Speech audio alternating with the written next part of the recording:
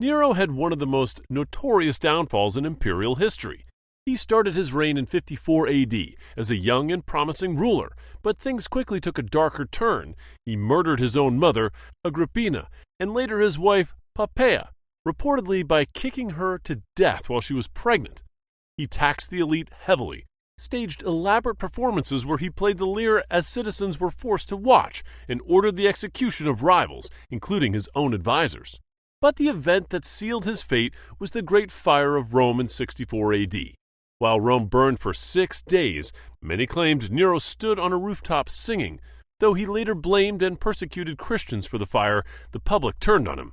By 68 AD, multiple revolts broke out across the empire. The Senate declared him a public enemy. Abandoned by the Praetorian Guard, Nero fled the city and took refuge in a villa outside of Rome.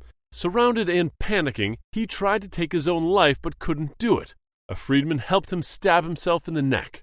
As he lay dying, Nero believed the world was losing its greatest performer. But when he was gone, there was no funeral and no one mourned him.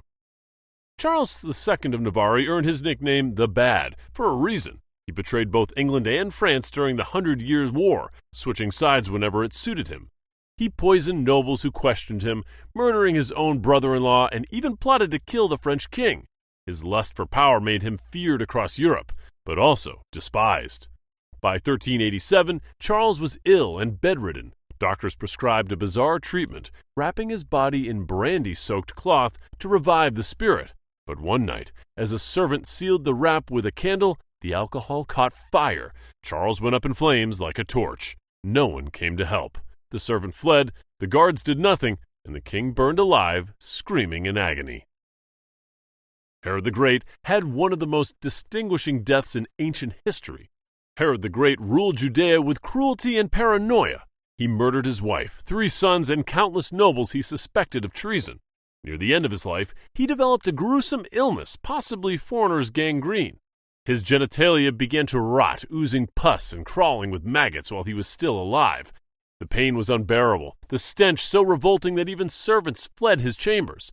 Herod screamed in pain, tormented by violent hallucinations.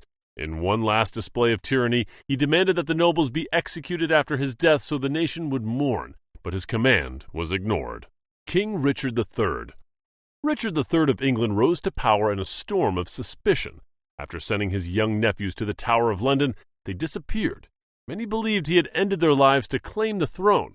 That dark rumor spread quickly and poisoned his reign, turning nobles and commoners against him. 2 years later, Henry Tudor launched a rebellion. At the Battle of Bosworth in 1485, Richard led a last-ditch cavalry charge to defeat Henry himself. But he was cut off. A horse, my kingdom for a horse!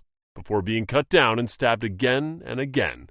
His corpse was stripped, mocked, and buried in a nameless grave. Maximinus Thrax was a former peasant who clawed his way up to become Roman emperor, a brutal strongman with no noble blood. He stood over 8 feet tall, with limbs as thick as tree trunks, and looked more like a beast than a man.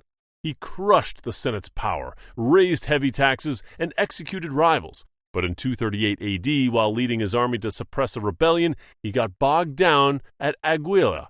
Supplies ran out, morale collapsed. Starving and furious, his own soldiers snapped. They stormed his tent, ending both his life and his son's. Their heads were cut off, mounted on spikes, and sent to the Senate as proof. The Senate welcomed the news. The giant king who ruled by fear had finally fallen. Raja Dahir was the last Hindu ruler of Sind, known for crushing dissent, overtaxing his subjects, and showing little mercy to rivals. In 712 AD, Muhammad bin Qasim invaded. Dahir rode a war elephant into battle, dressed in royal armor, but his elephant was hit by flaming arrows and panicked. Thrown to the ground and wounded, he was quickly overwhelmed. He begged for water, but was mocked. Soldiers dragged him by the hair and beheaded him as he screamed. His head was stuffed in a bag and sent to Damascus as proof of victory for the Kalpa. Antiochus IV Epiphanes was a Seleucid ruler of the 2nd century BC, remembered as one of the most hated kings in Jewish history. He declared himself God manifest and brutally suppressed Jewish religion, banning traditions, desecrating the Second Temple, and sparking the Maccabean revolt. In 164 BC, while leading a campaign in Persia, he suddenly collapsed from stabbing abdominal pain. His body began to rot while he was still alive. Flesh blackened, limbs decayed, and worms crawled from his wounds. The stench was unbearable. Even his soldiers could not bear to stay in his tent and fled. Alone and delirious, he screamed apologies to the god he had mocked. When they returned, he had already slipped away. Emperor Sutoku had one of the most haunted deaths in Japanese history.